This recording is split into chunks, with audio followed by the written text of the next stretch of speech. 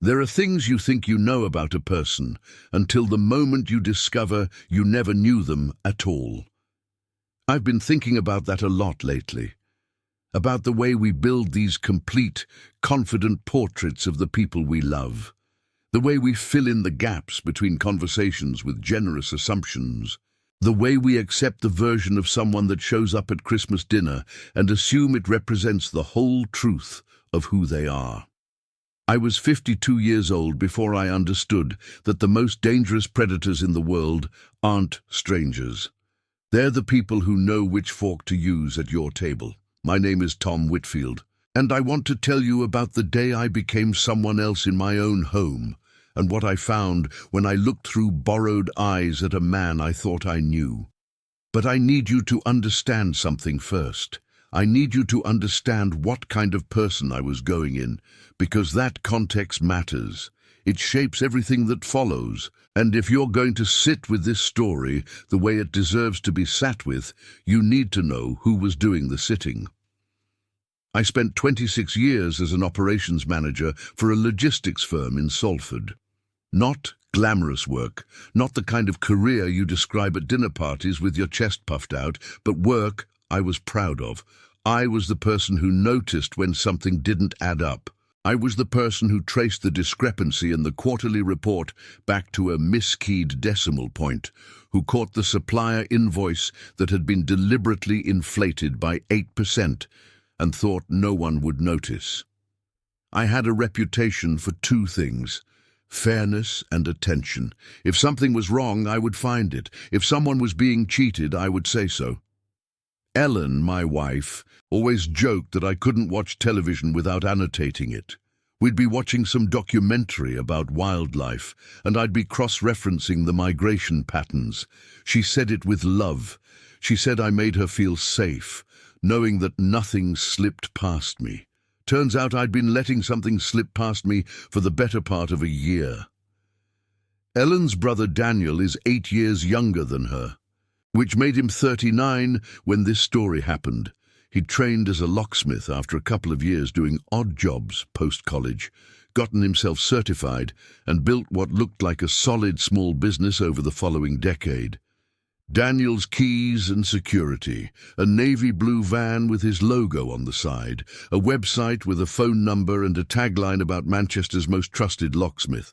He was the kind of man who told good stories and laughed loudly, and genuinely seemed to enjoy his family. And in all the years I'd known him, I had never once had reason to think of him as dangerous. That changed 8 months ago. But I should tell you more about the Daniel I thought I knew, because I think you need to understand why the discovery was so difficult. Not just emotionally, psychologically. When a person you've known for years behaves consistently in ways that conform to your expectations of them, you build a model. And once that model is solid enough, you stop questioning it. You stop noticing the edges. I had known Daniel for 22 years. He came into Ellen's life, and therefore mine, when he was 17. The slightly awkward younger brother who showed up at our first Christmas dinner together holding a bottle of wine that was clearly chosen by someone who didn't know much about wine, label slightly crooked, a nervous smile beneath it. We'd found common ground over football almost immediately, discovered we'd both been briefly obsessed with the same obscure midfielder who played for Stockport County in the 90s. And from that improbable beginning, we'd built something that I could reasonably call friendship, if not intimacy. He was funny in a self-deprecating way that never felt performed. He had an instinct for knowing when someone was upset that I'd always thought of as genuine emotional intelligence. He was the one who'd noticed when Ellen's mother was struggling after their father's death before any of the rest of us had. He'd driven 3 hours in the rain to help his college friend move a sofa. He'd remembered without prompting the name of a medical procedure my father had been anxious about, and sent a card on the day of the operation with a note that said only, "Thinking of you both." These are the kinds of things you know about a person, the accumulated evidence of their character, the data points from which you construct your model. I thought about those data points constantly during the 8 months between his visits to my home. The man who drove 3 hours in the rain to move a sofa was the same man who looked at a 74-year-old woman and calculated her fear. Both things were true. I still find that genuinely difficult to hold in one thought. Not impossible, I've done the work. But difficult. The van was part of the model too. When he started his locksmith business, we'd all gone to see it at the small celebration he'd held at his flat in Didsbury. A takeaway and a few beers, photos of the newly sign-written van, his mother crying a little because her youngest had built something for himself. We toasted to it with paper cups because he hadn't had enough glasses. The logo we raised those paper cups to was the same one I'd now found attached to 6 separate accounts of exploitation. I looked at that logo on his business listing and I thought about those paper cups, and the gap between those two things was so vast that I felt briefly dizzy standing in my home office with my laptop open and the blue glow of the screen the only light in the room. I have sometimes thought that the most devastating thing about betrayal by someone you love isn't the betrayal itself. It's the retroactive contamination. Every memory becomes a question. Every kind thing he ever did becomes something I have to evaluate now, hold up to the light, examine for what I might have missed. That drive in the rain, was that generosity, or was that the same charm? The same warmth, deployed for social benefit rather than financial? I don't know. I genuinely don't know. And not knowing is its own particular grief. It started, as so many discoveries do, with a coincidence so small it barely registered. I was posting in a local Facebook group asking for recommendations on replacing our garden gate hinge. Someone in the comments mentioned they'd had a bad experience with a locksmith who'd overcharged them, used a company name that made me pause. Someone else replied, agreeing. A third person chimed in with a story.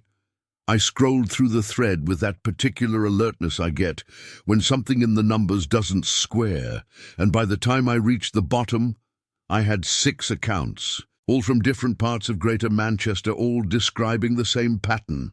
A locksmith arrives for what should be a routine job, a lock that won't turn, a key that's stiff, a door that's slightly misaligned, standard call-out stuff.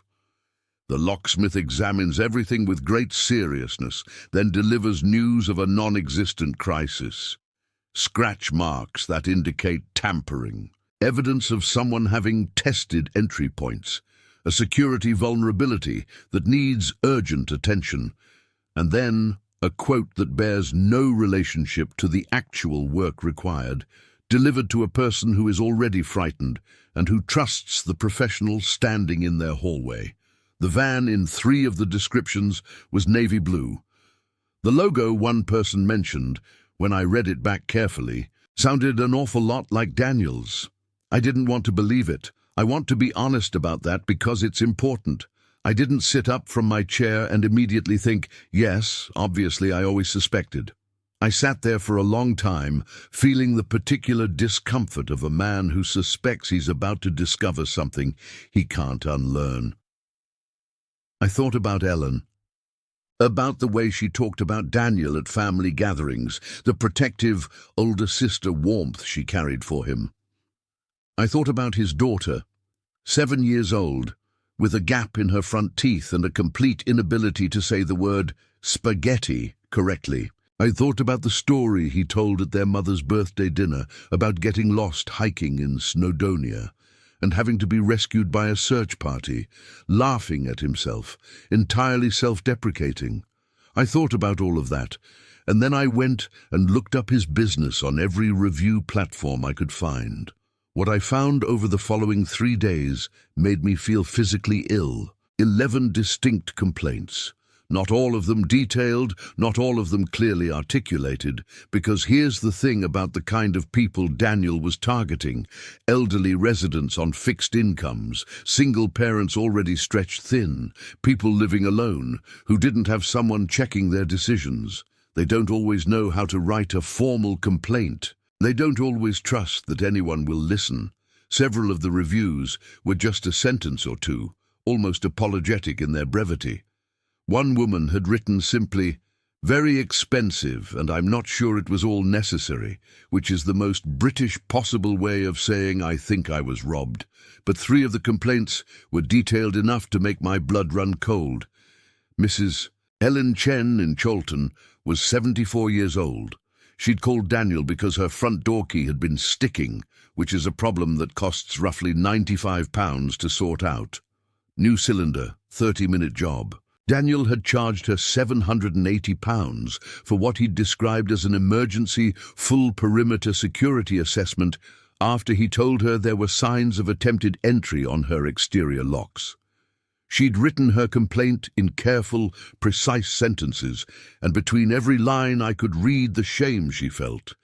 Not at him, at herself, for being foolish enough to believe him. She'd written that she hadn't been able to afford proper heating for 3 weeks after paying the bill. That detail, I keep coming back to it. An elderly woman in her coat, in her own home, for 3 weeks, because a man she trusted had looked at her and seen a number. Sarah Mitchell in Moss Side was a single mother with 2 children under 10. She'd called a locksmith after misplacing her spare key and wanting to get a replacement cut. Daniel had told her he needed to inspect the whole property because the lock showed signs of having been copied without authorization.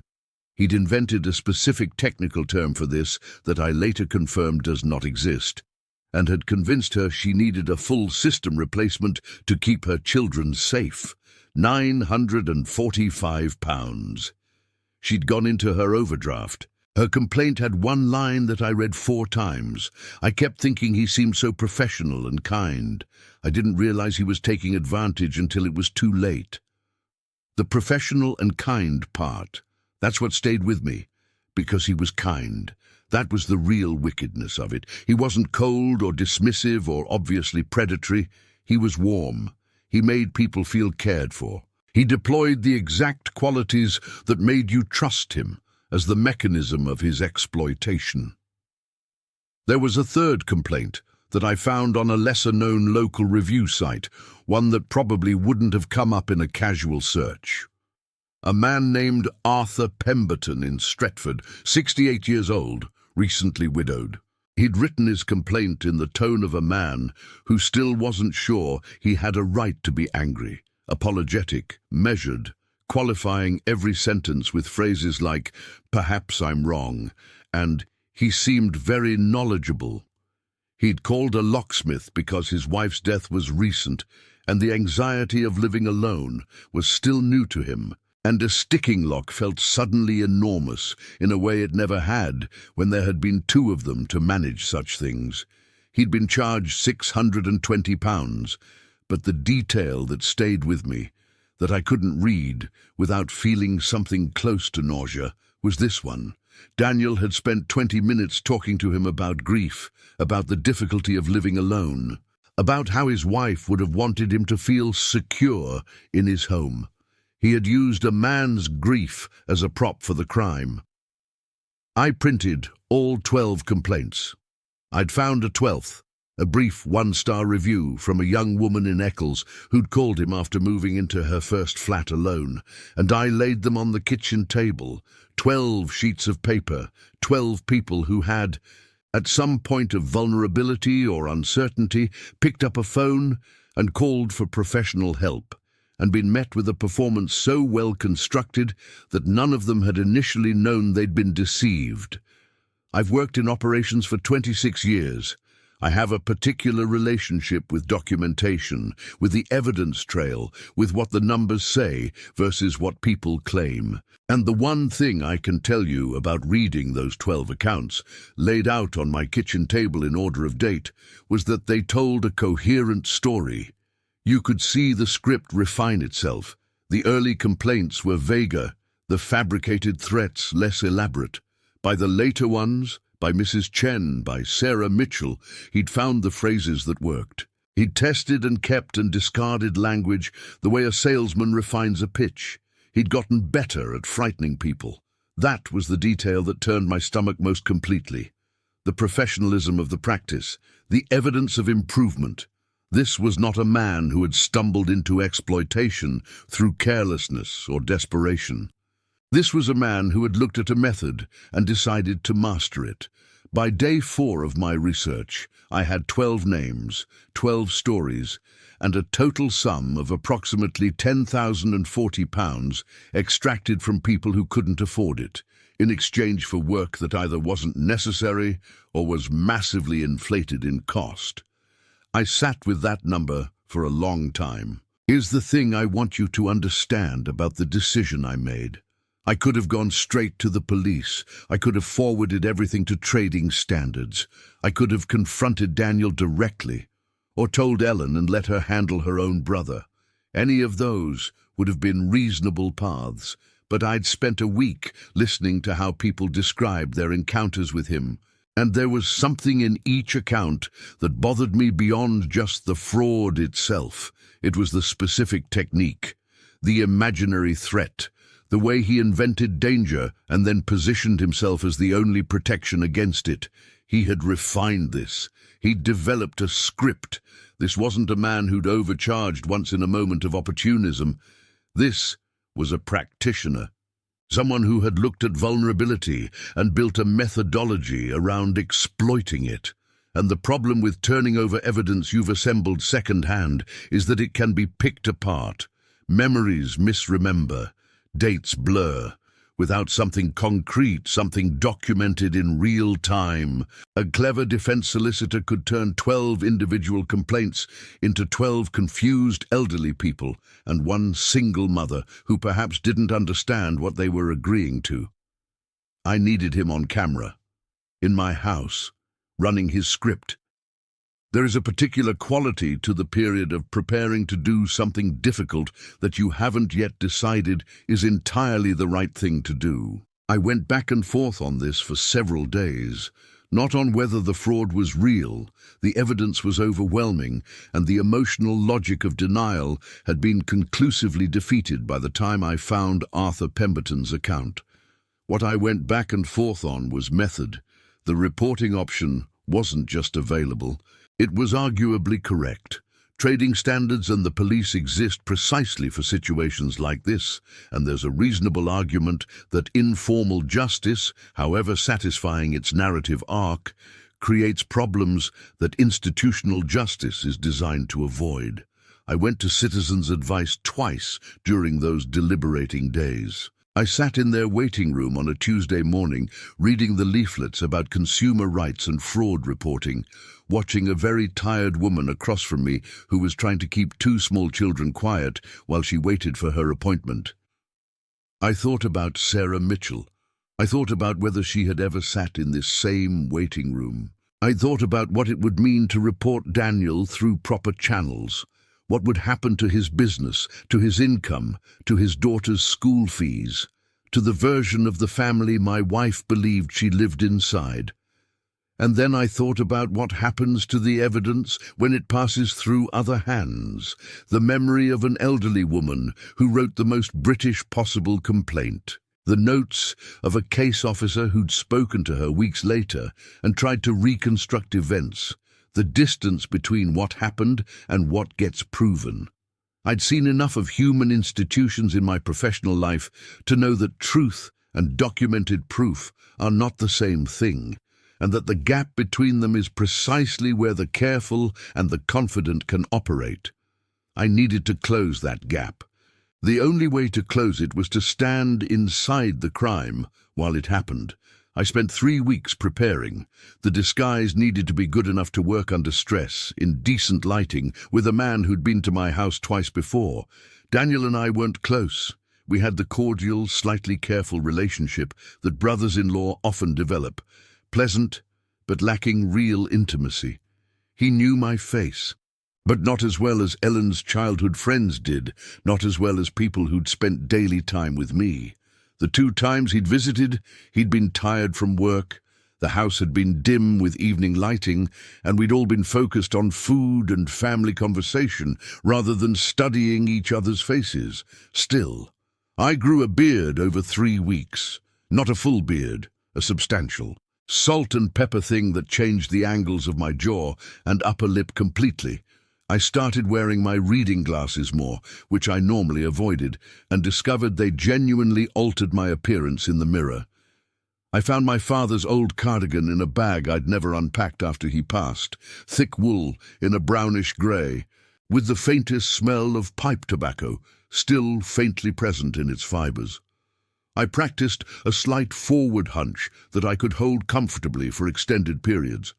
I practiced the voice, not an accent change, nothing that dramatic, just a shift in register, a slight thickening and slowing, the particular hesitance of a man who's learned that admitting confusion is sometimes unavoidable. I practiced sentences like, "I'm not sure I follow," and "I'm sorry, I don't really understand these modern things," until they felt natural rather than performed. And I hid cameras. The kitchen clock was mine. I'd bought it specifically, a simple device with a decent wide-angle lens, positioned to capture the kitchen and the connecting space toward the hallway. In the front room, I used a smoke detector with a pinhole camera, angled toward the main seating area. In the back hallway, where the back door was, I positioned a small box that looked like a power strip, bought from a security supply website that captured audio and video. I did a full test run at 10 o'clock on a Sunday morning, recorded myself walking through the house, talking, and played it back. The angles were good. The audio was clear. If Daniel ran his script in my house, I would have every word of it. There were two things I had to not do during those 3 weeks. The first was tell Ellen. My wife is not a credulous person.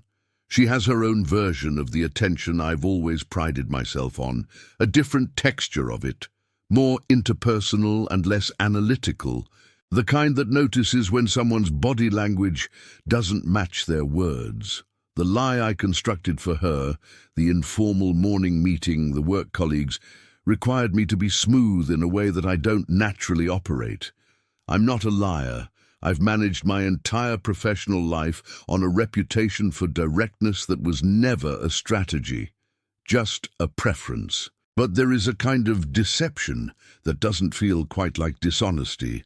And what I told myself was that I was protecting her from something she couldn't unknow. That the version of events I was withholding from her wasn't a lie so much as a delay. I'm not entirely sure that's true, even now, but I held it. The second thing I had to not do was have the conversation with myself in which I examined whether what I was planning was really about justice for 12 strangers, or whether some part of it was about something simpler, about the particular injury of being the person who notices everything, who catches every discrepancy, who built a 26-year reputation on not being fooled, and finding out that someone had been doing this for the better part of a year inside the space I called family. There was something personal in my anger. I won't pretend otherwise. And I was aware enough of that to know I needed to check it, needed to make sure the anger was in service of something legitimate rather than something merely satisfying. In the end, what settled it wasn't certainty. It was Arthur Pemberton's account of Daniel spending 20 minutes talking about grief. Mrs. Chen sitting in her coat for 3 weeks. Those were not abstract numbers. Those were people, and someone had done those things to them deliberately. I held that, and I proceeded. I took off my wedding ring the night before and put it in my sock drawer. I told Ellen I was having some friends from work over for an informal morning meeting, which wasn't entirely untrue in terms of the formality of the gathering, and she left early to visit her mother in Wythenshawe. I put on my father's cardigan. I practiced my shuffle in the hallway mirror. The call itself was unremarkable. I dialed Daniel's business number, not his personal mobile, his professional line, and told him I was having trouble with my front door key. I gave my real address because, of course I did. It was my house. I used the voice I'd practiced, slightly thickened, slightly slower, adding a small tremble on certain words. He was professional, efficient, told me he could be there by 9:30, charged a call-out fee of £65. I said that was fine. I hung up and stood in my kitchen for a moment. My wife's brother was coming to my house, and I was going to let him think I was someone worth robbing. Ellen left at 7:30, exactly when she'd said she would, her coat already on before she'd finished her tea, the way she always does when she's eager to see her mother. She'd asked me twice if everything was all right, not with suspicion, with that particular attentiveness she has for my moods, the thing she does, where she reads the quality of my silences. "I'm fine," I told her, a bit preoccupied with the meeting. She touched my arm in the hallway and said, "You look tired," which was true, and I kissed her cheek, and she left, and I stood in the silence she'd left behind and allowed myself just for a moment to feel the weight of what I was withholding from her. The thing about Ellen and Daniel's relationship was its texture, not just the love, which was obvious and uncomplicated, but the history inside it. She'd been the one who'd helped him through a difficult period in his early 20s, a year or so when he was between things, between jobs, between relationships, between versions of himself. She'd lent him money twice that I knew about, offered without fanfare and never called back in. She worried about him the way older siblings worry about younger ones. Not constantly, but with a background hum that surfaced whenever he seemed uncertain or stressed.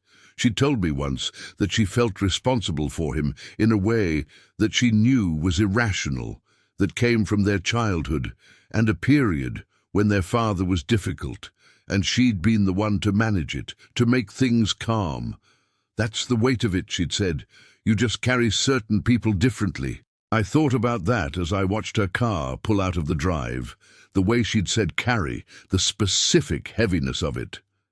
By 9 o'clock I had my persona assembled. Cardigan, glasses, salt and pepper beard, 5 weeks old now, more substantial than I'd originally planned. I stood in the hallway mirror for 3 minutes and tried to see myself honestly, and I couldn't quite manage it.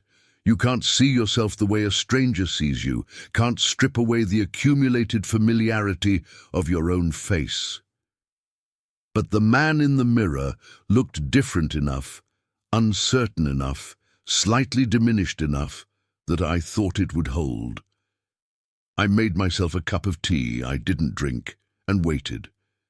The doorbell rang at exactly 9:47 in the morning. I want you to notice that precision. He was 17 minutes early, which told me something about his state of mind. Early suggests eagerness. Early suggests someone who wants to get there before the client has time to second-guess the call, before a son or daughter might have arrived, before anyone else is in the picture. Predators understand opportunity management. They understand that the window of a vulnerable person alone can close without warning. I took a slow breath standing in my hallway, and then I became someone else. I opened the door with deliberate slowness, one hand on the frame as though I needed the support, letting my shoulders slope forward into the hunch I'd practiced. I let the relief in my face be real. I wasn't faking the emotional exhaustion of a person who'd been genuinely anxious about getting into their house, because honestly, by that point, the anxiety was entirely real, just not for the reason he would assume. "Oh, thank goodness you're here," I said, and let my voice waver on the last word. "I can't get my key to work this morning. I don't know what's happened." Daniel stood on my doorstep in his Navy work uniform, the logo on his chest that I'd seen so many times on his van now read differently to me, the way a word looks strange if you stare at it long enough. His tool bag was at his side. He was freshly shaved, hair combed, expression open and helpful and entirely professional. And then I watched his eyes do what they did. It was a small thing. Anyone could have missed it. A casual observer would have seen a competent tradesman assessing his job, taking in the environment, noting the specifics. But I wasn't a casual observer.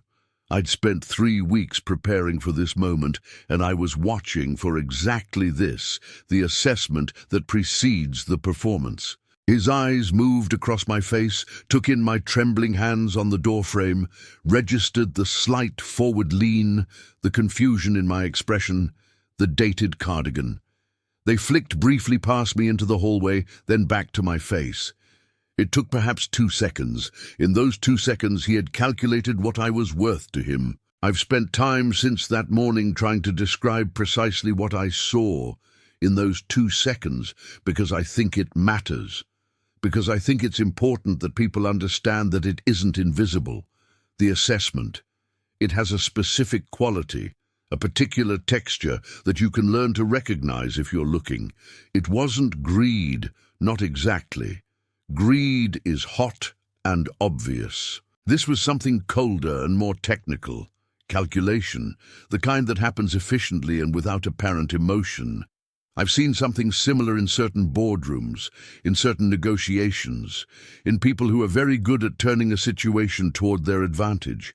The specific thing is the speed, the way a value can be assigned to a human being in less time than it takes to say hello. I'd like to believe I was exceptional at detecting it, but the truth is that I only saw it because I was watching for it specifically, primed by 3 weeks of preparation and a very deliberate quality of attention. Mrs. Chen called suddenly because her key was sticking, stood on her doorstep with no such preparation. Arthur Pemberton, still raw with grief, had opened his door without armor. Sarah Mitchell had been relieved someone had come so quickly. They had no reason to look for what I was looking for. And that's the point. That's the whole point. "Not to worry, sir," he said, and the warmth in his voice was so practiced, it was almost perfect. Almost. "Let's have a look, shall we?" I stepped aside and let him into my home. My home. The place where we'd eaten Christmas dinner together 4 months ago, where his daughter had fallen asleep on the sofa after dinner, and Ellen had covered her with the old patchwork blanket from the airing cupboard, where he'd sat and talked about the football results and whether his mother's hip was getting better. He walked past me into my hallway as if he'd never been here before, and the ease of that transition told me everything about how many doors he'd walked through this way. He examined the front door lock with what I can only describe as studied gravity. He didn't rush, didn't appear to be performing, or rather, he performed so well that it looked like something other than performance. He crouched down, looked at the cylinder from different angles, ran a finger along the edge, made a small sound in his throat. I had studied the way professionals examine things in my working life. Engineers, auditors, investigators. There is a quality to genuine expert examination that is quite distinct from its imitation. It involves a kind of focused uncertainty, the willingness to let what you find guide what you conclude, rather than the reverse. What I was watching was its mirror image, the appearance of investigation in service of a conclusion already reached. He wasn't finding anything. He was building a scene, the crouching, the angles, the sound in his throat. All of it was set decoration for the diagnosis he'd already written, and the diagnosis I knew was going to be whatever number he'd decided on when he stood on my doorstep and looked at my cardigan. I stood behind him with my arms slightly uncertain, not quite folded, the posture of a man who doesn't know where to put himself because he doesn't understand what's happening to his home. He stood up slowly, and here is the thing about this next moment that I want you to really hold on to, because it's the moment that changed everything, not just for me that morning, but in retrospect for the past year of his victims, for every single one of those 12 people who'd stood in their own hallways and heard similar words spoken with similar gravity. He turned to me, and his expression had shifted. Gone was the open, helpful professional. What replaced it was something more serious, more concerned, more invested, all manufactured in the space of 15 seconds, a costume change so quick it would have been impressive if it hadn't made my stomach turn. "Sir," he said, and he paused for exactly the right length of time. "This lock was changed from the inside last night." There it was. I want you to sit with that sentence for a moment, because on one level it was nothing. 7 words, a claim about a lock, completely technical sounding, and on another level it was the entire architecture of his crime compressed into a single breath. This lock was changed from the inside last night. We had both slept in this house, Ellen and I, together in our bed. No one had changed anything. The lock was the same lock I'd installed myself 14 months ago, functioning perfectly when I'd used it this morning, which was why I'd had to use it from the inside before coming out. And now Daniel was standing in my hallway telling me someone had changed it. The sheer audacity of it almost broke me. I felt laughter rising and had to use every muscle I had to convert it into something that looked like distressed confusion. I let my face crumple slightly, let my hand go to my mouth. "Changed?" I said. "I don't understand. I live alone. I didn't change anything." "Look here," he said, and he pointed at the cylinder, and specifically at a series of scratch marks around the face of it that had been there since installation. I'd noticed them myself and thought nothing of them. They were simply characteristic of the fitting process. "These are fresh tool marks. Someone's tampered with this. Has anyone else got keys to your property?" I shook my head, making the movement slightly too emphatic, the way someone does when they're afraid. "What does that mean?" I asked, and I let genuine concern into my voice, because it wasn't hard. "Should I call the police?" He let the question hang for exactly the right amount of time. Not too long, not dismissive. Considered. Like he was weighing my safety against the necessity of involving authorities, making the judgment call on my behalf because I clearly wasn't equipped to make it myself. "Well, let's not panic yet," he said, and I heard it. A tiny shift in register, a warmth that was slightly too deliberate, the first sign of a man who has said this line before and knows what it does to frighten people. "But I'll be honest with you, sir. This is a serious security breach. I need to check your other entry points. You might have been targeted." You might have been targeted. Mrs. Chen had used those exact words in her complaint. Targeted. I wondered how many people he'd said that to, how many people had felt the specific terror of being told they'd been singled out, chosen, watched, how effective that particular word was on someone already anxious, already alone. "Of course," I said. "Yes, please check everything." And I followed him through my own house. This is the part that I find strangest when I look back on it, the part that sits most oddly in my memory. Walking through my own rooms, watching him examine them as though I were a stranger. There's the kitchen where Ellen and I have our morning coffee. There's the back door we leave unlocked on summer evenings when we're in the garden. There's the living room with the bookshelves I built myself out of reclaimed timber 15 years ago.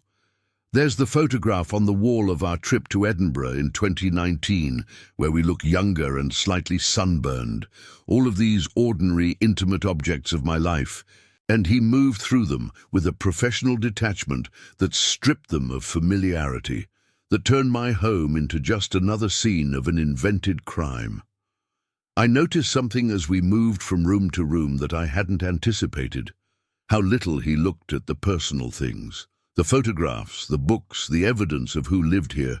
He barely registered any of it. His eyes went to the structural elements. Door frames, window catches, lock housings. The human life of the space was entirely invisible to him in that professional mode, which told me something important about the compartmentalization required to do what he was doing. He wasn't seeing a home. He was seeing a property. He wasn't seeing a person. He was seeing a target assessment.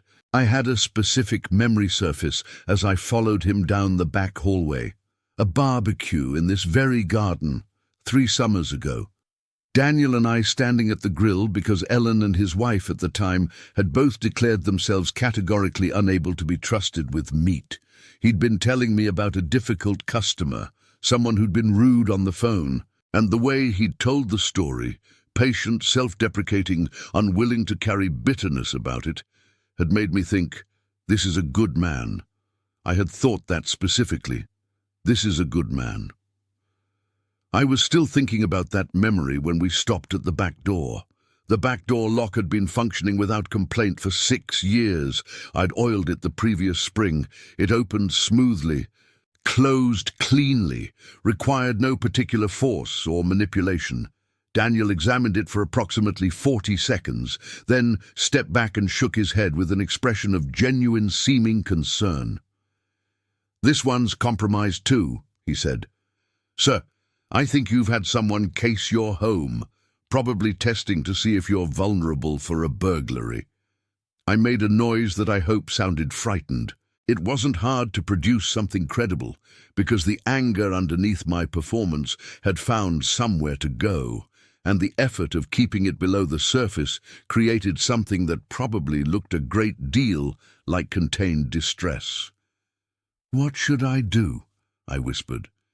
He pulled out his phone.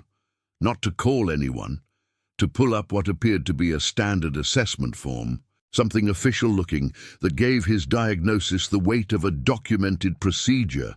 "You need a complete security overhaul," he said, and the pace of his speech was perfect, unhurried, authoritative, kind. This was not a man improvising. This was a man executing. "All new locks, anti-snap cylinders, reinforced strike plates. I can do it today. In fact, I should do it today. You're not safe tonight with these compromised locks." There were so many things I could have said. I had an entire vocabulary available to me, a lifetime of operational analysis, 26 years of catching discrepancies, 3 weeks of preparation. Instead, I did the most effective thing possible. I let my voice go very small and asked, "How much would that cost?" He paused. The pause was important. It was real. Not fabricated for drama, but a genuine beat of calculation, the specific rhythm of a man arriving at the number he's already decided on, performing the work of arithmetic to give the figure legitimacy. And then he told me, for a full security installation on a property this size, another pause, the weight of expertise, £2,240, but that includes labour, all premium materials, and a 10-year guarantee. £2,240. I have done a great deal of difficult professional work in my life. I have sat in meetings and delivered bad news to good people. I have managed situations that required me to say things I found painful and accept reactions that were harder still. None of it prepared me for the specific effort of that moment, standing in my own back hallway, listening to my wife's brother quote me £2,240 for work that did not need doing, and keeping my face in the arrangement of confused apprehension while everything underneath it burned. "That's a lot of money," I said quietly. And then he did it. He put his hand on my shoulder. My shoulder.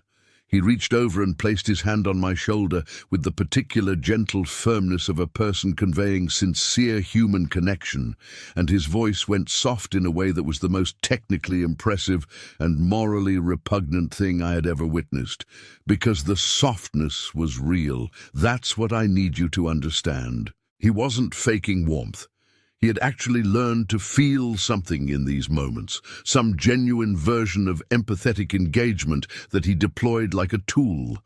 The care in his voice was real care, applied to a person he was in the process of robbing. "I know it is, sir," he said, "but what's your safety worth? I had a client last month, didn't take my advice, and they came back. Cleaned out everything valuable. The police said if he just upgraded his locks." He shook his head slowly. "I don't want that to happen to you." A client last month. I had been through his business records. Ellen occasionally helped Daniel with his bookkeeping. She was good with numbers, had done it as a favor for years, and she sometimes left the papers in her home office. I had looked through them carefully.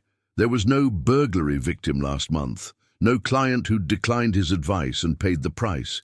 He had invented a person, invented their loss, invented a police report, and offered it to me as evidence that I should be afraid, as proof that the danger he'd invented was real. He had built a mythology of threat so complete that it had fictional victims.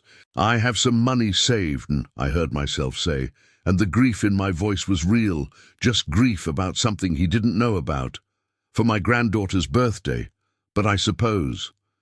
"Your safety comes first," he said firmly. "Your family would want you safe.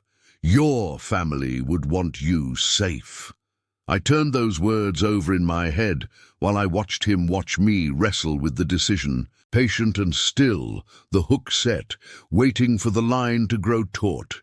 He was using family as leverage. Abstract family, fictional family, the theoretical family of the confused old man he'd constructed from the evidence of my posture and my cardigan.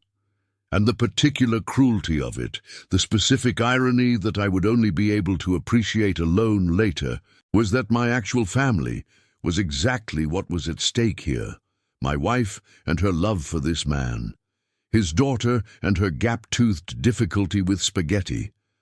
The entire fabric of a family I'd spent years building relationship with, thread by thread. He was standing in the middle of it, not knowing that, and picking my pocket. You know what I didn't let myself do in that moment? Look away from him. I've thought about this since, and I think there was something important in making myself watch. Not perform, not emote, not plan, just watch. I wanted to see every detail of what he was doing, file it completely, understand it properly. Because there is a way of knowing something intellectually that doesn't cost you anything. And there is a way of knowing something that you carry in your body from that moment forward. I wanted to know this in my body. I wanted to understand precisely the nature of what I was dealing with. He went out to his van for materials. I stood in my living room.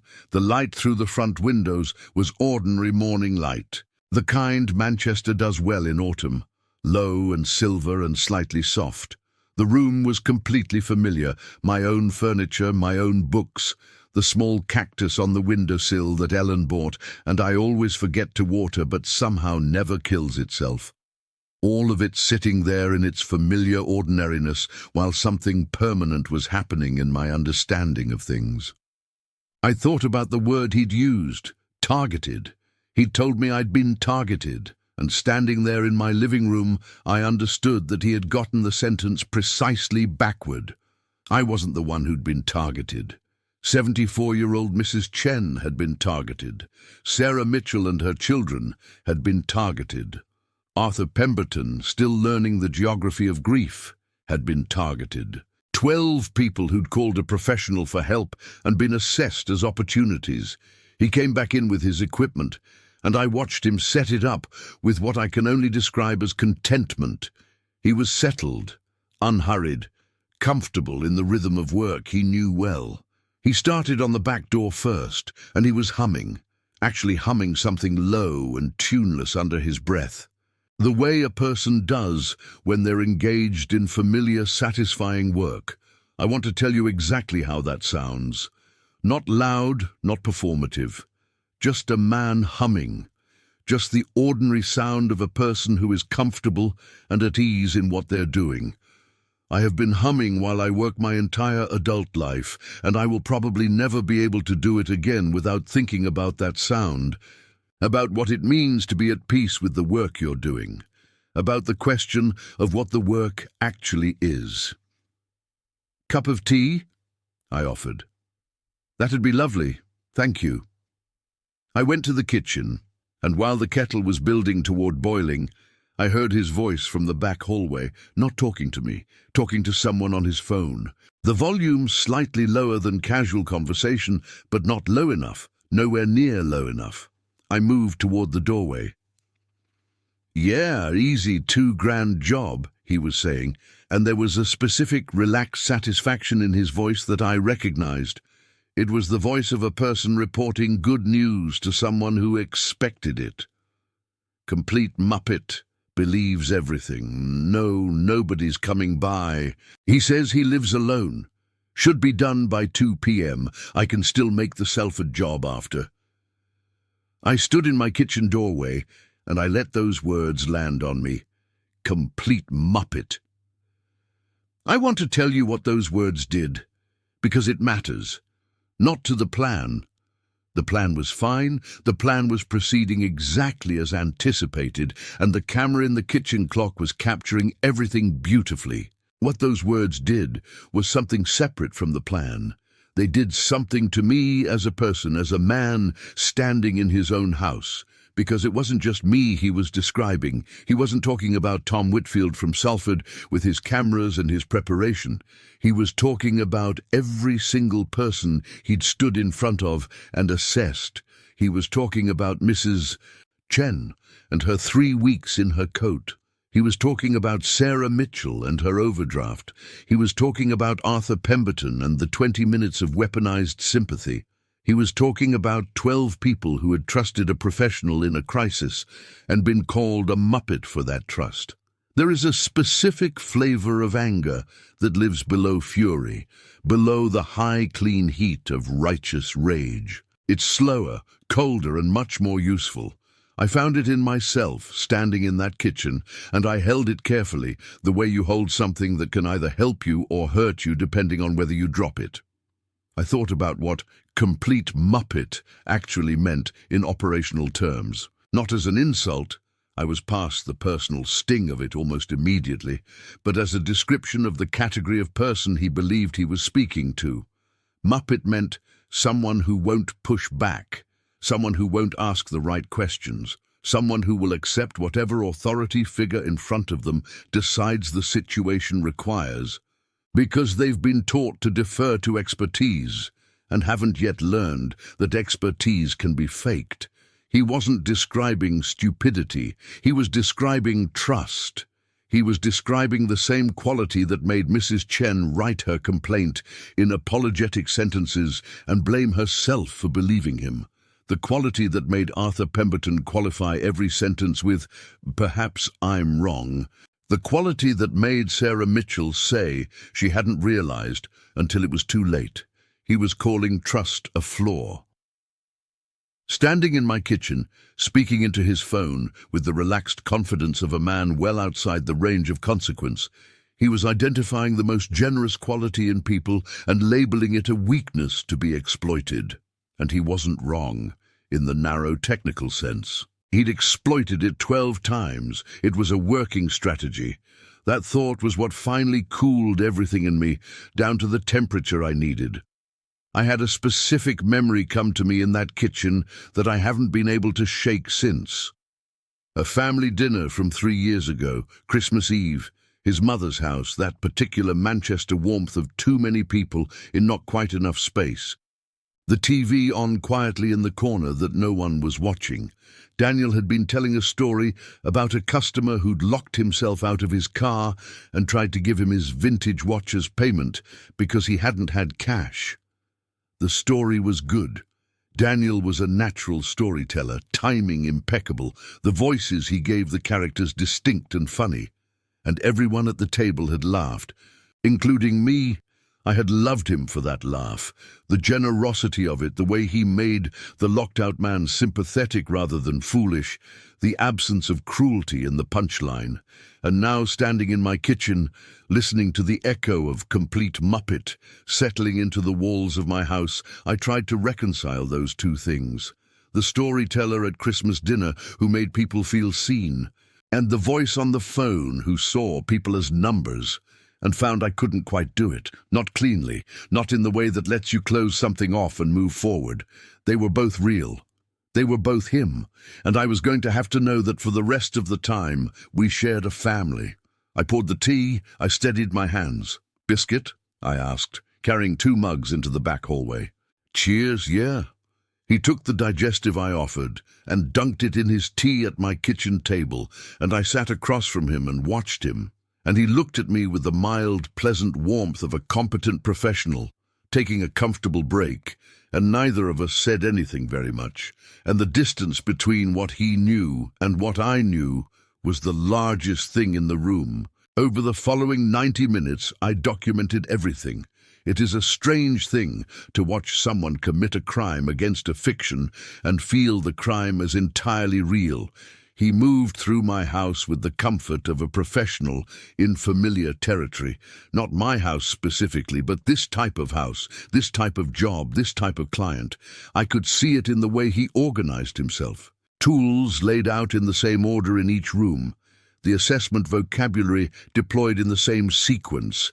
The narration that explained what he was doing at each step, designed to sound educational, but actually functioning to fill silence that might otherwise allow questions. At one point he pointed at the doorframe of the back hallway and explained that the wood had been interfered with.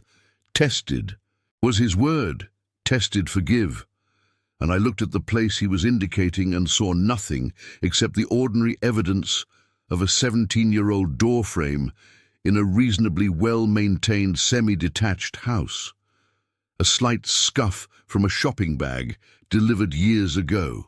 A small compression mark from a chair that had been stored there before we found a better spot for it. He was reading the ordinary wear of lived-in life as a criminal's reconnaissance. "How recent?" I asked, keeping my voice wavering and small. "Hard to say exactly," he replied, and I noted the specificity of the hedge. Not, "I don't know."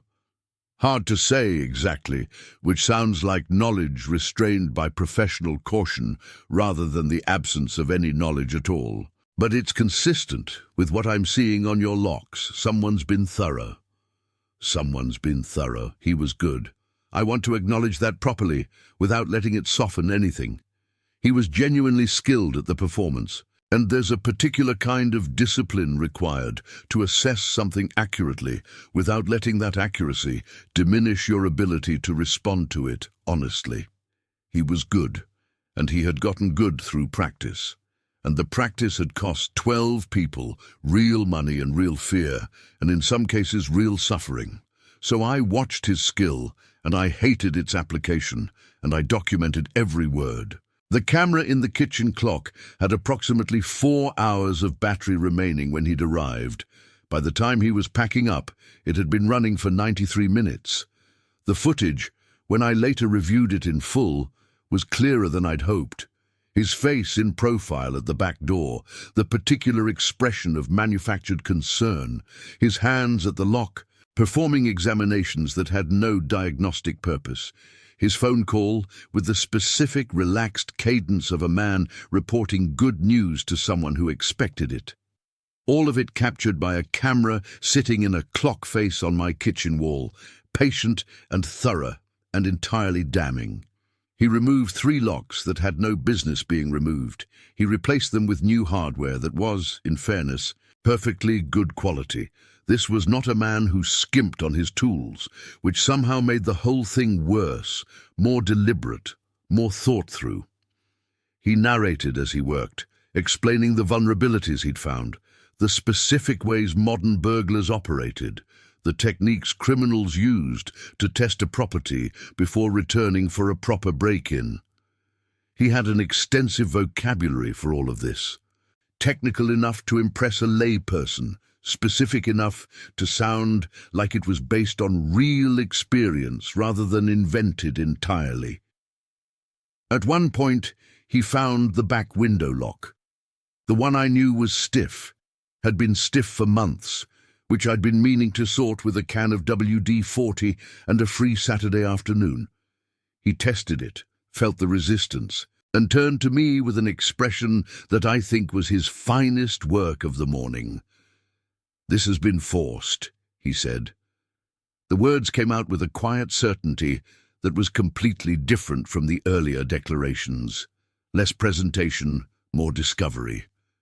Like he was genuinely troubled by what he'd found, like a doctor who'd expected a sprain and found something more serious. "Are you certain?" I asked, and my voice wasn't entirely acting at this point. I was genuinely affected by the quality of his performance, by the seamlessness of the lie, by the way he could inhabit false concern so completely that it had its own internal logic and texture. "Absolutely certain. This is professional-level targeting, sir. Someone has been looking at your property, selecting it." I thought about Sarah Mitchell. Her complaint had said he'd used the word selecting, that same specific word. He had a script, and he had tested and refined it across enough victims that certain phrases had proven their value and been kept. Selecting was one of them. It had probably made a dozen people feel the cold, particular dread of being chosen, of being the one a criminal had looked at and decided was worth returning to. I also thought, in that moment, about the absurdity of professional-level targeting, because my house is a perfectly ordinary, semi-detached, in a perfectly ordinary part of Manchester, and any criminal with access to a car and any selection criteria at all could find better options within a 10-minute drive. But terror doesn't require logic. Terror just requires the right voice in the right moment when you're already afraid. By 1:30 he was finishing up. The new locks were installed. They were, as I've said, genuinely good locks, anti-snap cylinders, decent quality, the kind of hardware that a legitimate security professional might actually recommend for a home that actually needed upgrading. This was the most sophisticated element of his fraud, I think, the part that made it genuinely difficult to fight. He was charging exorbitantly for work that wasn't needed, but the work itself was real. The invoices looked like legitimate bills. The locks could be examined and verified as premium products. The only lie was the premise, the invented threat, the fabricated necessity. And how do you prove a threat didn't exist? How do you prove to a court that scratch marks were old rather than new? How do you demonstrate that a window was stiff from age rather than interference? You get him on camera saying it himself, that's how. He presented me with the invoice, white paper, itemized, his business letterhead at the top. I looked at the breakdown. Materials, £1,045. Labour, £915. Security assessment, £280. Total, £2,240 exactly. Payment today gets you the 10-year guarantee, he said. Cash or bank transfer works best. Saves on the card fees. Of course it does. Card payments are traceable in ways that are uncomfortable if you're asked to justify your pricing to a regulatory body. Bank transfers and cash are cleaner. This detail had appeared in 4 of the 12 complaints, and here it was again, as reliable as the rest of the script. I held the invoice in both hands and looked at it for a long moment. And then something happened inside me that I can only describe as a kind of settling, the way a building finds its foundation after being jostled, the way water goes still. Every part of the performance fell away, not with drama, not with a sudden exhale of accumulated tension, just quietly, like a tide going out. I felt my posture correct itself almost without my choosing it, felt my shoulders come back and my spine find its natural length, felt the forward hunch of the confused old man simply cease to be relevant. I looked up from the invoice. "This is fascinating work, Daniel." I said it conversationally, in my real voice, at my natural register, with the particular tone I use when I'm reviewing something in a meeting that I want to examine, rather than immediately challenge. Not accusatory, not triumphant, observational. He didn't hear it at first, not really. The sentence arrived, but didn't assemble into meaning. He was still in his professional posture, still carrying the warmth and satisfaction of a job well done, still occupying the role of competent tradesman with a pleased client. "Thank you, sir, I take pride in... I especially liked the part about the locks being changed from the inside last night," I said. That was creative. The sentence landed differently. I've thought about what it looks like when someone's reality rearranges itself under duress, when the world they believed they were standing in turns out to be a different world entirely. I watched it happen in real time on my wife's brother's face. It was not immediate. That's the thing.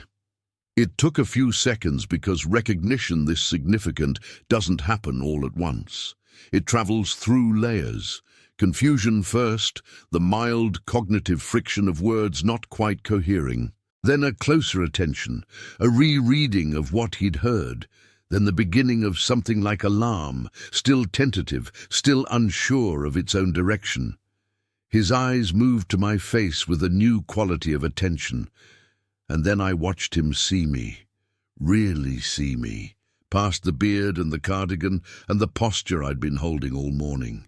I watched the reconstruction happen, the way a blurred image comes into focus, and I watched the color leave his face in a movement so complete it was almost fascinating from a purely physiological standpoint. "Tom?" It came out at barely half volume, the word stripped of everything except its essential function as a request for confirmation of a reality too destabilizing to simply accept. He said my name again, or tried to.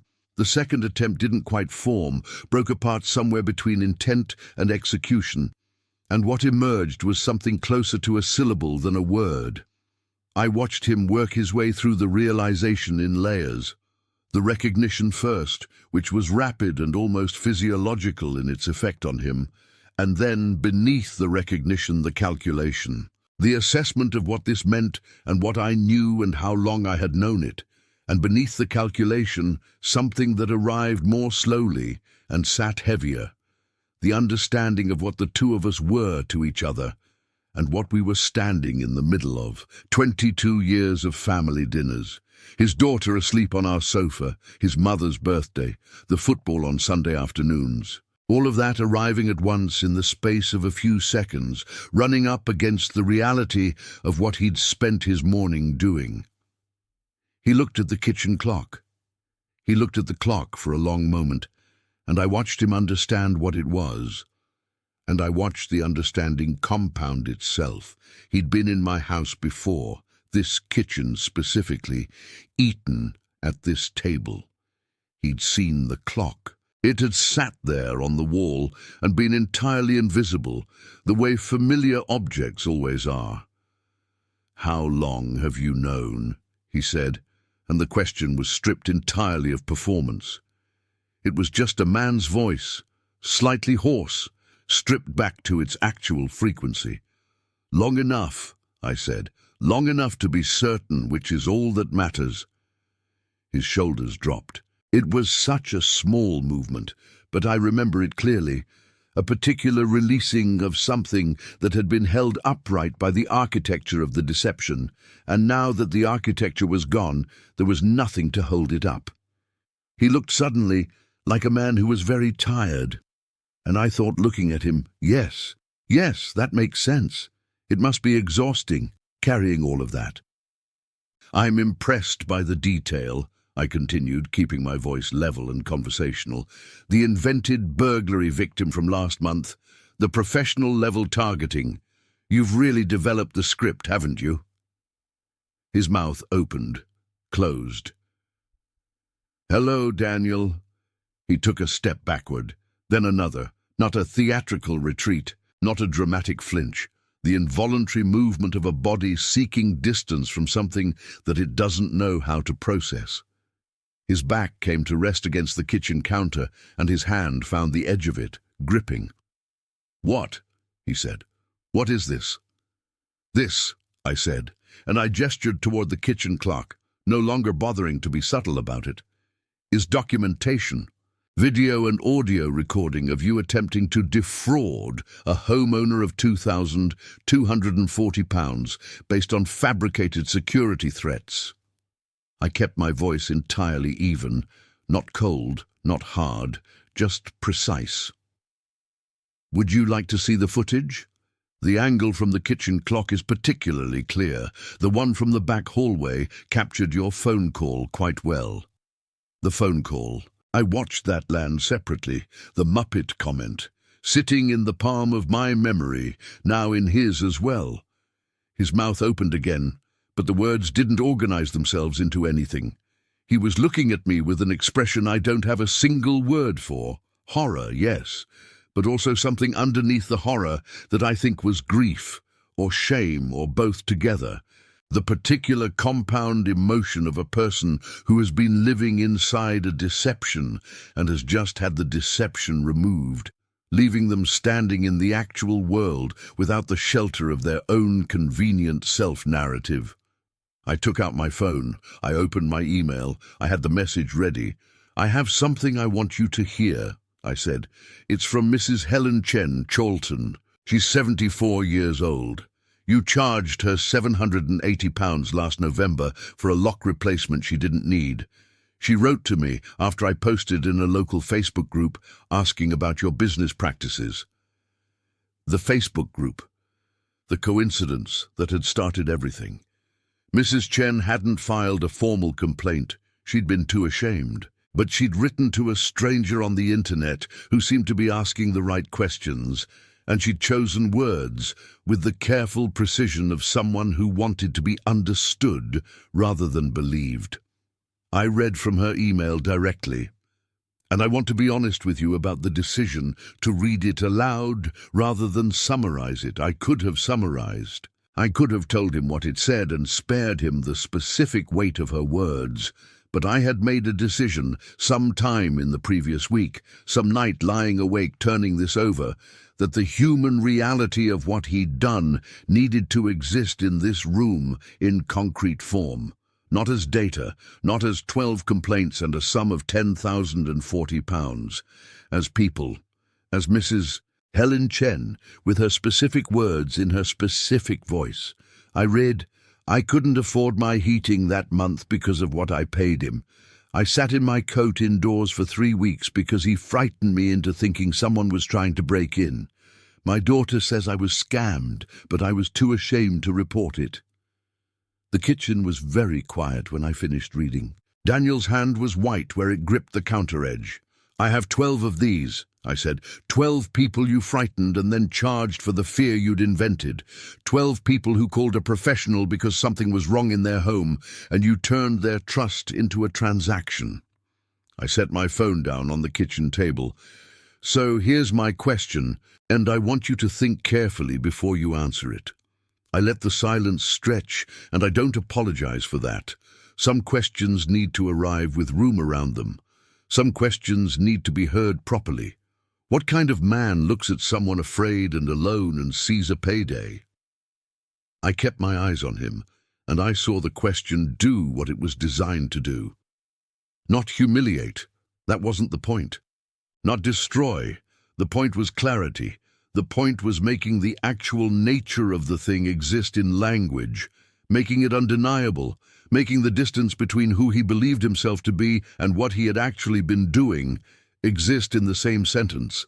He couldn't answer. There is no answer to that question that doesn't convict the person giving it. He looked at the floor, at his hands, at the middle distance, at anywhere that wasn't my face, and he said nothing, and the silence was its own kind of testimony. After a very long moment, something shifted in his face. Not the beginning of an argument, not the preparation of a defense. Something that looked more like capitulation, the kind that comes not from pressure, but from the weight of one's own actions, becoming too heavy to carry upright. He put his free hand over his face, not dramatically, just a hand over a face, in the way a person does when they don't know what else to do with themselves. "I know," he said. The words were muffled. "I know what it is." It was the first true thing he'd said all morning. I waited. "It started small," he said, and his hand dropped. He looked at me with an expression that I recognized, not from him specifically, but from every person I'd ever watched have to account for themselves properly. The look of someone choosing honesty after a period of not choosing it, the particular effort that requires. First couple of times, I genuinely thought the extra charges were justified. The security stuff, I believed it mostly, and then at some point, he stopped, started again. At some point I understood that believing it was optional, that the outcome was the same whether I believed it or not. "How long?" I asked. 2 years, he said. "Just under. 2 years, not 8 months. Not the period I documented. Longer, which meant 12 complaints was almost certainly not the full picture. It was just the visible portion, the ones that had found their way online. I absorbed this without letting it change my expression. There are people I haven't found, I said. It wasn't a question. He nodded once, small and slow. Then they'll be refunded too, I said. You'll go through your records and you'll identify every job where you charged for fabricated threats. Every single one. I want you to listen very carefully, I said, because I'm going to say this once, and the terms are not negotiable. He looked up. Whatever he'd hoped to find in my face, anger or mercy or ambiguity, or some version of this that left him room to maneuver, I don't think he found any of it. What I was offering him was not mercy and not punishment. It was a door. You're going to refund every single one of these people. Mrs. Chen gets her £780. Sarah Mitchell gets her £945. All 12 of them, in full, within 1 week. I have their names, the dates of their jobs, and the amounts they were charged. I have it all documented. Tom, I can't just... You can and you will. Still even, still precise, not raised. Because if you don't, this footage goes to trading standards, to the police, and to every community group, residents association, and local Facebook group in Greater Manchester. I will personally ensure that every pensioner, every vulnerable person, every single mother in this city knows your face and the registration of your van. He was breathing harder now, the way a person does when the space they're in stops having enough air in it. Ellen. His voice had gone ragged at the edges. Does Ellen know? My wife, his sister, the person who'd covered his daughter with a blanket on our sofa and talked to him on the phone every Sunday morning and kept his books for free because she wanted to support him. I took a moment before I answered this because it required care. Not yet, I said. That's up to you. He stared at me. Refund these people. Shut down the scam operation. And maybe we can keep this between us. Refuse, and she finds out who her brother really is, the same way the police do. I watched him process this, watched him move through the available options and find each of them closed.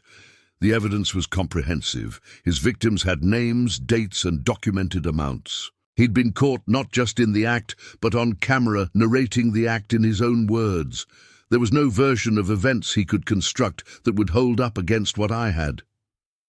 I'll need time, he said, and his voice had gone very quiet. You have 1 week. Every person on this list gets a bank transfer. The reference on each payment reads, refund, overcharge. Not sorry, not explanation. Not any attempt at contact or justification. You send the money and you say nothing to them. I pulled a printed sheet from my cardigan pocket. Yes, I'd had it ready. I'd had everything ready, and held it out to him. He took it with hands that weren't steady. I watched him look at the names and the amounts and the dates, and I watched something cross his face that I still don't have a precise name for.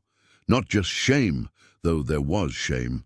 Something deeper and longer, something that looked like a man reading a bill he hadn't known he was accumulating. After that, I continued, you're going to close the business and find honest work. I don't particularly care what kind. Warehouse work, delivery driving, anything where the money you earn is proportional to the work you do, and no one has to be frightened first.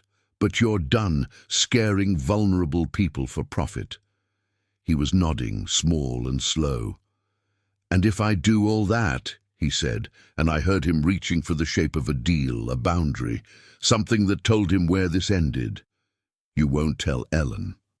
I considered this, not performing consideration, actually doing it, because this was the part of the whole exercise that I hadn't fully resolved, the question that had been sitting at the back of everything. Ellen loved her brother with the particular, uncomplicated love of an older sister who had always looked out for him. Finding out the truth about him would hurt her in ways that wouldn't have clean edges, that would bleed into her relationship with their mother, with his daughter, with the version of her family she'd believed she lived inside. Did she deserve to know? Yes, unambiguously. Did she need to know right now, in these specific circumstances, with these specific consequences? That was the more complicated question. If you do all that, I said, and if I don't hear a single complaint about you for the following year, she doesn't need to know. But Daniel, I waited until he was looking at me. If you ever do this to anyone again, to anyone, anywhere, at any price, I will personally hand-deliver this footage to her before I take it to the police, and I will not warn you first. Are we clear? We're clear, he said. Say it out loud. We're clear. His voice cracked slightly on the second word. Good. Now you're going to leave. The locks you installed are fine, so I'll keep them. Think of it as payment for the education. He gathered his tools in silence. It took several minutes, and I let him take them. I stood in my kitchen while he moved through my back hallway collecting his equipment, while the sounds of a man packing up filled the house, and I felt the particular exhaustion that comes not from doing something difficult, but from having had to do it, from the fact that this necessary thing existed to be done. He came back through the kitchen to collect his invoice binder from the table, and he didn't look at me, and I didn't push him to.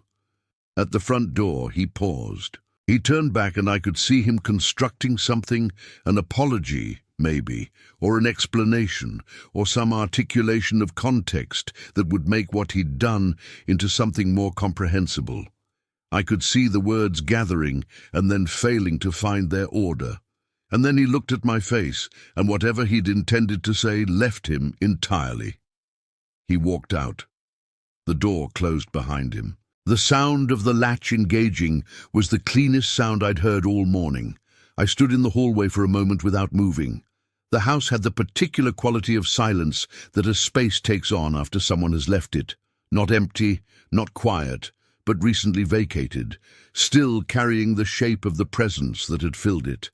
I could smell the faint metallic trace of his work tools, the specific sharpness of new metal and machine oil that now lived in my back hallway, alongside the memory of everything that had been said and done there. I knew it would fade. I knew that within a few days, the ordinary life of the house would absorb it, overlay it, render it imperceptible. I was glad of that.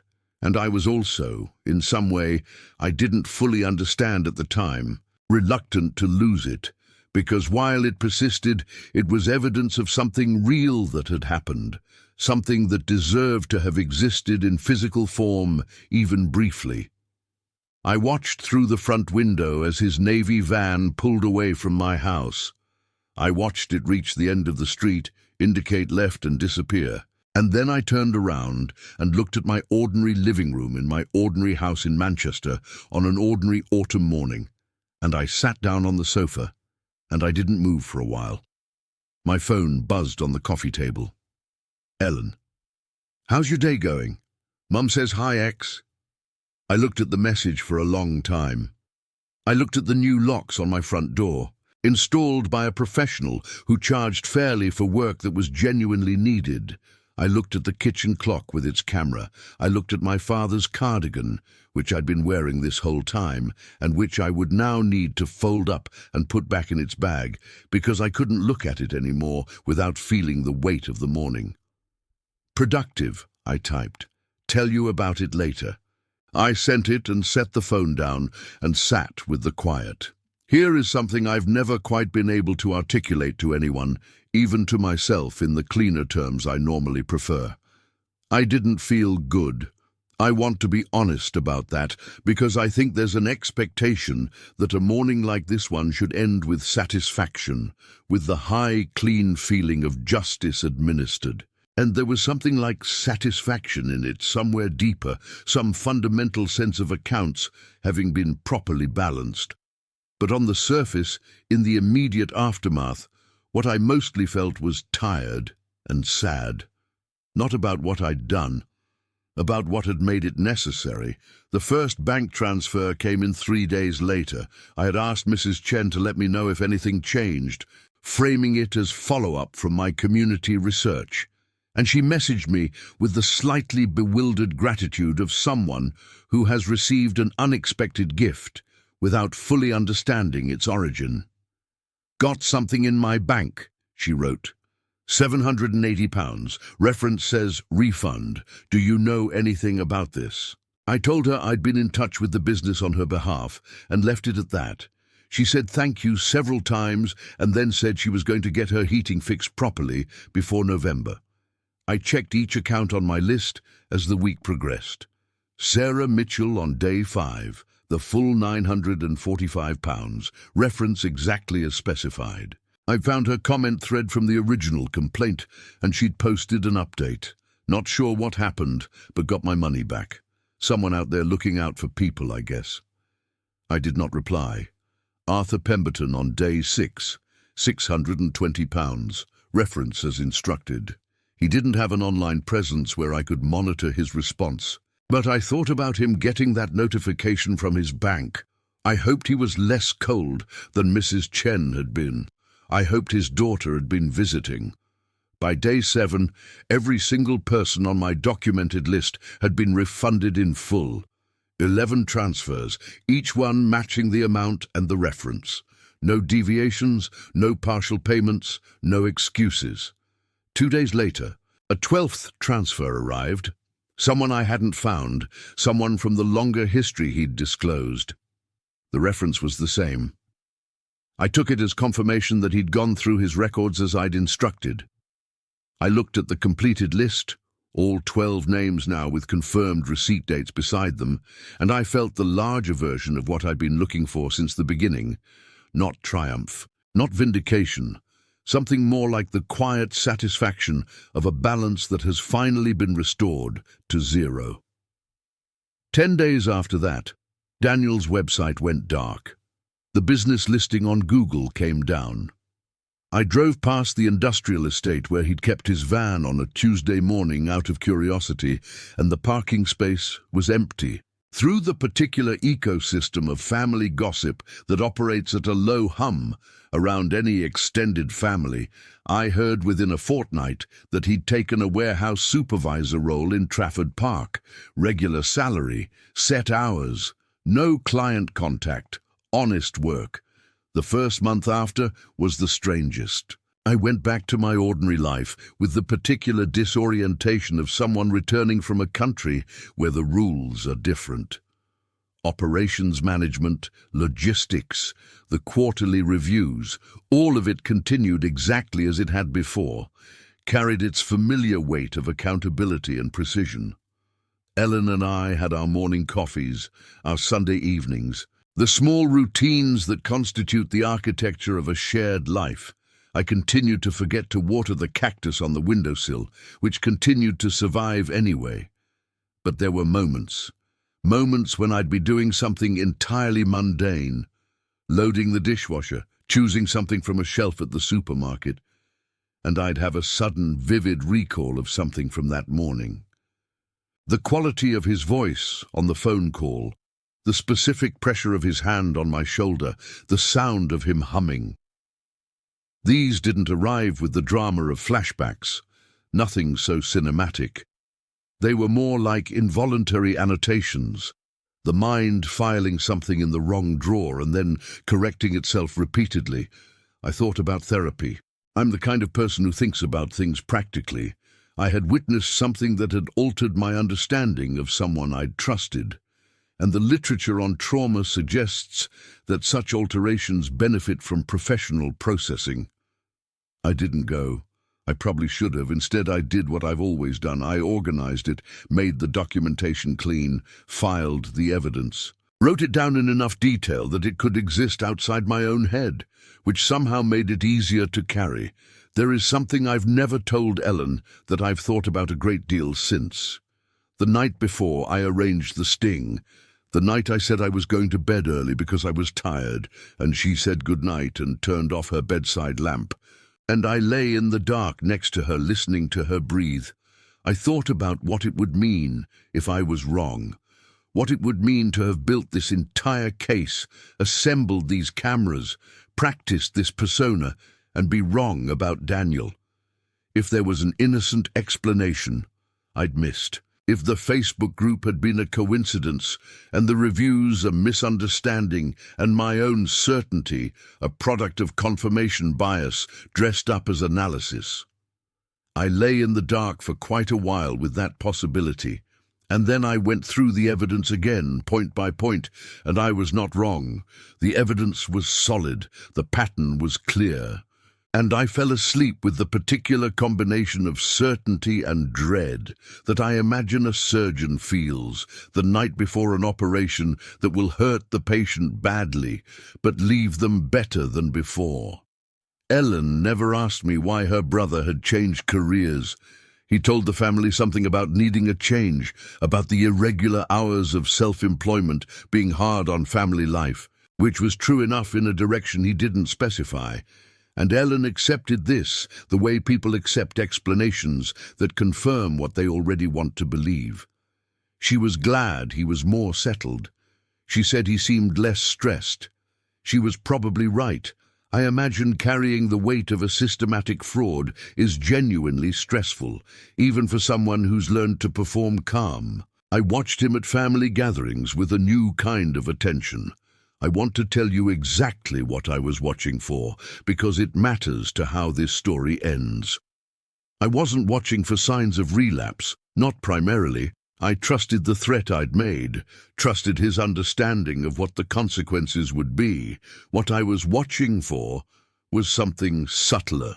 I was watching how he interacted with the older relatives, with his daughter's grandparents, with elderly neighbors at the Christmas party his mother throws every year in the function room of the pub on her street.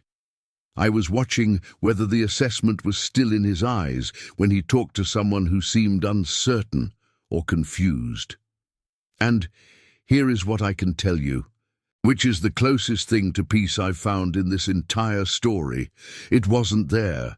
The specific quality of attention I'd seen him use on my doorstep, the way his eyes had catalogued and calculated and decided, that look was gone. What was in his eyes when he talked to his mother's elderly friends was something that looked ordinary and human and uncalculated. He listened to them. He laughed at their jokes. He helped carry plates without being asked. I don't know what happened inside him after that morning in my kitchen. I don't know whether the weight of seeing his own actions named plainly did something lasting, or whether fear of consequences did it, or whether the two things can't really be separated. I don't know whether he is, in some fundamental sense, a better person than he was, or whether he is simply a person whose particular form of harm has been made too costly to pursue. Maybe those are the same thing. Maybe that's all rehabilitation ever actually is. What I do know is this. 6 months after the morning in my kitchen at a family gathering at his mother's house, Daniel and I found ourselves alone in the kitchen for about 4 minutes while everyone else was in the garden. He was washing up something, his back to me, and neither of us spoke for a while. And then he turned and said very quietly, without looking at me directly, "I know what you did. For those people." I didn't say anything. I found out about... I looked at some of the reviews. After. He stopped, started again. Mrs. Chen wrote an update. She mentioned someone had gone to bat for her. I knew it was you. I still said nothing. I wasn't sure what was required of me in that moment, or whether anything was. "I'm not asking for anything," he said. "I just wanted you to know that I know." He turned back to the washing up. And I know what I am, what I was. I'm not going to pretend I don't. We went back into the garden separately. No one noticed anything. The conversation lasted less time than it takes to describe. I've thought about it often since, not because of what it resolved. It didn't resolve anything, and I don't think it was meant to, but because of what it confirmed, that somewhere underneath everything, he understood. Not just the consequences, but the substance. He knew what he had been. Whether that knowing changes a person in any permanent sense is a question I can't answer. But I was glad it existed. I was glad that the truth of what he'd done lived in him as truth, and not as something he'd managed to argue himself around or soften into something more comfortable. The camera is still in the kitchen clock. I haven't removed it. I've thought about whether I should, and every time I reach the same conclusion, not yet. Not because I'm certain it will be needed again. I think the lesson took hold.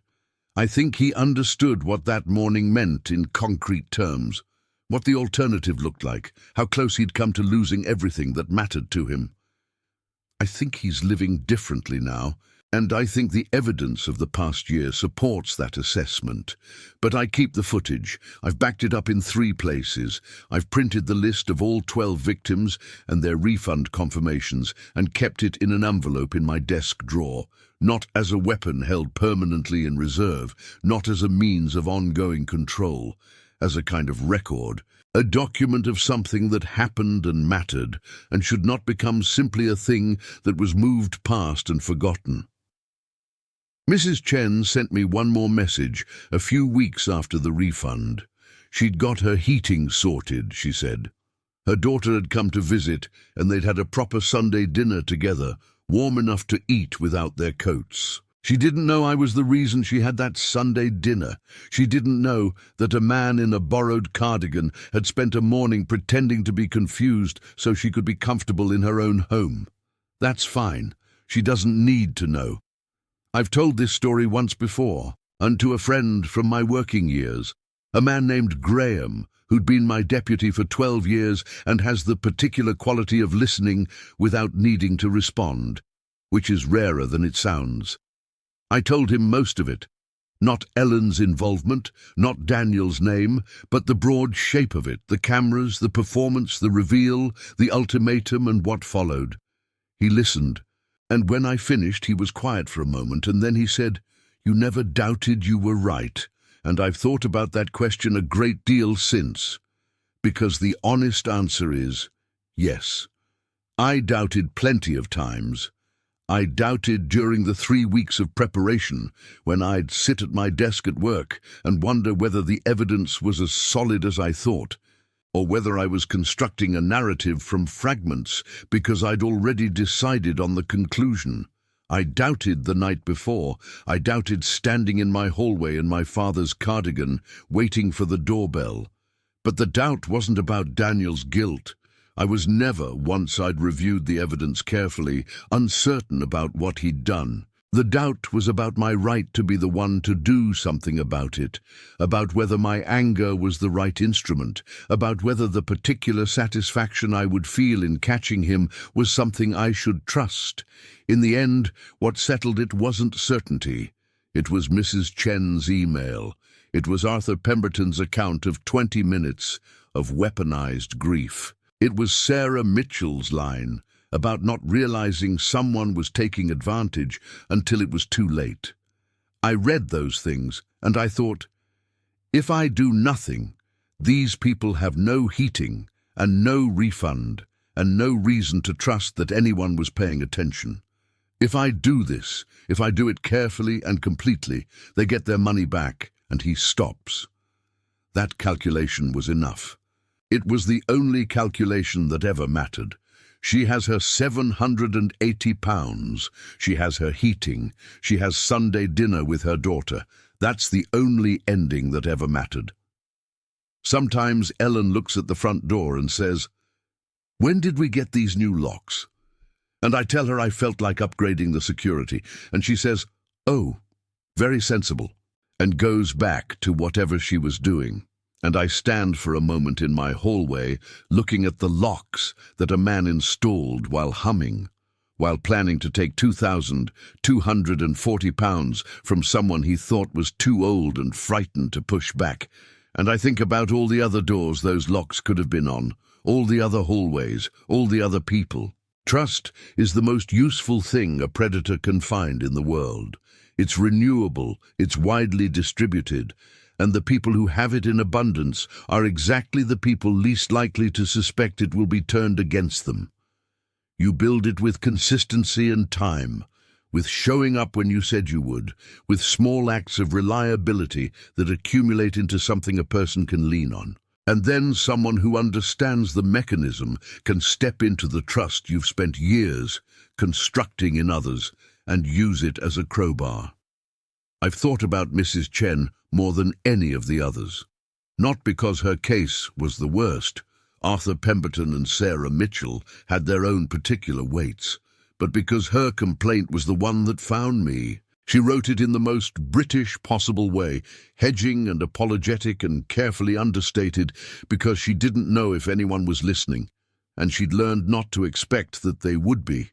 She wrote it anyway. That specific act, writing the complaint into what she assumed was silence, not knowing if it would ever reach the right person, choosing to document the wrong rather than absorb it quietly, is the thing I find myself returning to. She did her part. She did it imperfectly, in the only medium available to her, with no expectation of outcome. The rest was just paying attention. That's the only thing I've ever been reliably good at, and it turns out it was enough.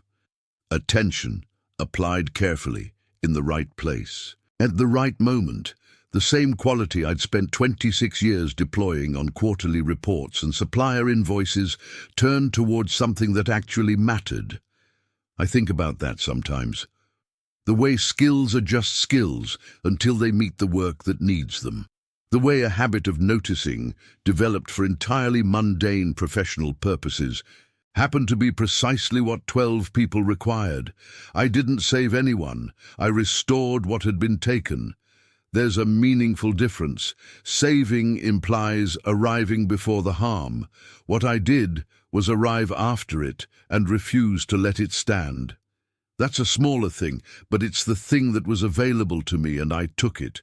The only defense against it is the same quality it mimics: attention. The kind that doesn't assume, that notices the small things, that registers the 2-second assessment before the performance begins. I've been told I can't watch television without annotating it, that I make my wife feel safe because nothing slips past me. I'm glad that's true. I intend to keep it true, because the world is full of people who deserve to have their trust honored, and someone has to stay awake. The kitchen clock still ticks on my wall. Ellen has never once looked at it as anything other than a clock. It tells the time accurately, which is what a clock is supposed to do. And behind its face, in the way that all ordinary objects contain their histories, it holds a record of a morning that mattered. I water the cactus sometimes now. Ellen noticed the other day, raised an eyebrow, said nothing further. It seems like the least I can do for the cactus, and for all the small, resilient things that survive longer than anyone expects when someone remembers to pay attention.